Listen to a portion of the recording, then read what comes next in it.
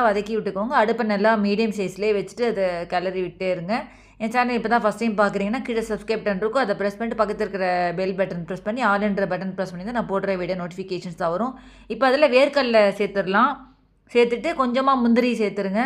இந்த புதினா ரைஸ் வந்து தொட்டுக்க வந்து உங்களுக்கு பார்த்தீங்கன்னா உருளைக்கிழங்கு இல்லைன்னா பச்சடி, ஆனியன் பச்சடி, குக்கும்பர் பச்சடி இந்த மாதிரி தொட்டுக்க எது வேணால் வச்சு சாப்பிட்லாம். இது ரொம்ப இது டேஸ்ட்டாக நல்லாயிருக்கும். அதே சமயத்தில் சிம்பிளாகவும் இது டக்குன்னு செஞ்சிடலாம். இந்த மாதிரி செஞ்சிங்கன்னா புதினா ரைஸு ரொம்ப டிஃப்ரெண்ட் டேஸ்ட்டாக ரொம்ப நல்லாயிருக்கும். இந்த மாதிரி செஞ்சிங்கன்னா வீட்டில் செஞ்சு கண்டிப்பாக ட்ரை பண்ணி பாருங்கள்.